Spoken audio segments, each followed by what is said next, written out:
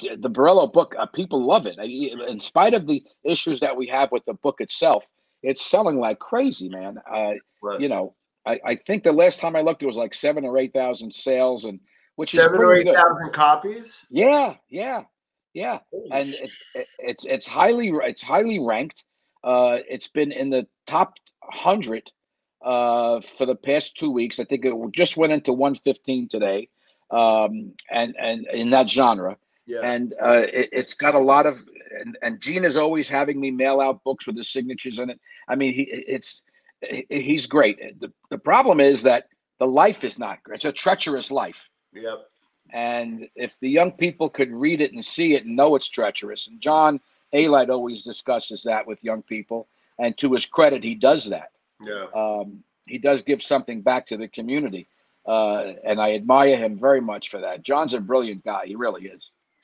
Well, let me ask you. So, and I think you're one of the very few people qualified because you grew up in the Bronx. You're Italian American. You're successful on the legitimate side. You probably respectfully had access to some illegitimate guys as well, but decided to go the right route. And I'm fascinated with kind of the business end. And I'll give you an example.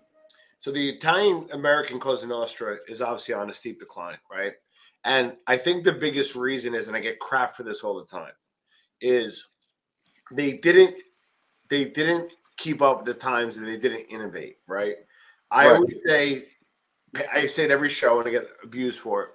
They should have recruited guys like you and me and said, listen, we're going to make this more of a Freemasonry, an Italian American brotherhood. And don't get me wrong, we keep our hands in the rackets. We have, listen, if you need something done, you let the consigliere know. We don't know anything and it happens. Right. You know what I mean? We live off a reputation. You know what I mean? Yes. Like the Jewish gangsters, but emulate the society, create like a Freemasonry to the point that there's like one in every town, and it's called the Colombo Social Club. Freemasonry doesn't hide. Right? And build a unified Italian American business front that is actually infiltrates society, but in actually a different way. So why do you think the mob, and then conversely, in Italy, the Calabrian mob is bigger than all of them. So, like, as the Americans declined, we can't say it's the Italian-esque culture because Italian Americans follow that culture. It's just the Italian Americans didn't adopt why the Calabrians did. So, give us your thought on that, Lou. Well, the 'Ndrangheta is probably the most violent of the three organized crime units in Italy. They are steeped in violence and treachery. The Sicilians also steeped in violence and treachery, but not so much of late. In America, I think what we lost is the fact that the RICO Act killed it. Yeah, the RICO Act was something that just was geared toward the organized crime, geared toward Italian Americans. Correct. And I'm going to tell you something. You may get mad at me, but rightfully so.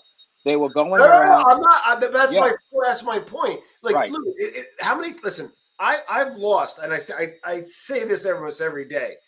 I would rather go down to Ferrari Central Jersey, buy a new 430. I don't think they make the 430 anymore. Right. Buy it and push it into the Hudson River because that's how much I made in mistakes. That much dummy. I at least made $400,000 in mistakes. Minimum.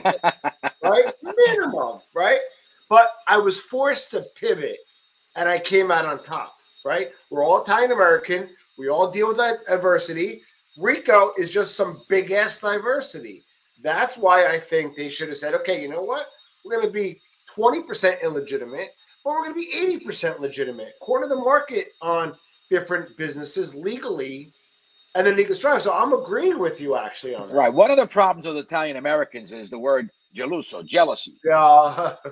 You know that, right, Tom? I mean, they're all jealous of each other. They have to do a big fagora, a bella fagora. They have to go out and show and show and show.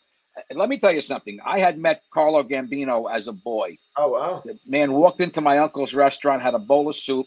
You wouldn't know it was him versus the guy who did the cobbler, the shoemaker, 3 stores down. There was no show. No show. So a friend of mine who just passed away a couple of years ago, he was a capo under Gotti. and dear man, I won't mention his name for his family's sake, but we were very, very close. And he said to me, you know, I'm in a restaurant with John Gotti, and he's taking autographs. He's giving autographs. And he goes, in my day, if you had more than 2 drinks at the bar, and the wise guys saw you, and you were a mob guy, they clipped you. They clipped you because you were going to talk. Yeah. That's the whole difference between did that as secret with Bruno. Right. Got a few drinks and talked to some wrong people there. Right. So from a secret society, they became this Time magazine thing, and it just doesn't work for them, and it destroyed it as it is. Well, let me ask you. So you met with Gene, and so, for example, I've obviously never been on the inner workings, but as I interviewed some men and associates, what I've thought how things were and how things actually were, or at least their interpretation, was much different.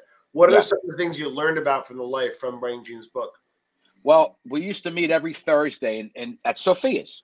At Sophia's restaurant in Englewood, because he lived in Queens at the time, and I live in Jersey. I don't want to drive all the way to friggin' Brooklyn. So we met at Sophia's restaurant every Thursday. I bought lunch, and he did 2 hours of Gene.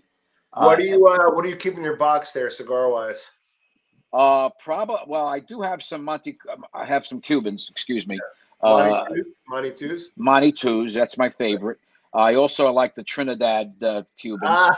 You're talking dirty now, Louis. I love it. Yeah. I like those. I get 4 boxes a month, so I give them out. My son gives them out, and we have a good time with them. I also like the Tatuaya, the new ones. Those are nice. Yeah, those are nice. Those are nice. And the Monte Cristo Dominicans. You know, I don't stick with one cigar. Yeah, I could tell you I'm not crazy about the Gurkhas. Like, I don't like those for some reason, but I don't know why. So I have a love-hate relationship with Gurkha. So there was a cigar place that I went to. You know how it is. You go to a cigar place, and by me is actually a Drew Estates lounge. Oh, they're nice people. I met them. Yeah. And a Jewish guy from Brooklyn. To this day, I still think he's involved with the company. Friedman or something. Yeah. Yeah, that's it. And obviously they're heavy Drew Estates. So you get like the T52s, you get the Liga 9s. The whole Liga's a good cigar. Liga's a good cigar. Oh, Liga's T52 is my all-time favorite. But Liga 9, I'm gonna do a review. We should review together on it because I think that might be a close number 2. So I'm heavy on Drew Estates as a result. But my old cigar place in was it Rutherford? Rutherford, New Jersey, was big on whoever distributes Gurkha. So I really you mean Lyndhurst? Lyndhurst, yeah, Cigar Emporium. Yeah, Richie, yeah. Oh, you know Richie? Yeah. You want to hear something crazy? I was going to Richie for like a year, and he's kind of a dick, right? Oh yeah. Yeah, absolutely. And all of a sudden, we started talking. He knew my sister has been to my house when I was a kid. Oh, no kidding. I would fucking follow. Like, no, my sister from Rutgers, Newark, and to the point like was at my home when I was a kid. I probably tugged at his shorts, so then he was like a little nicer to me.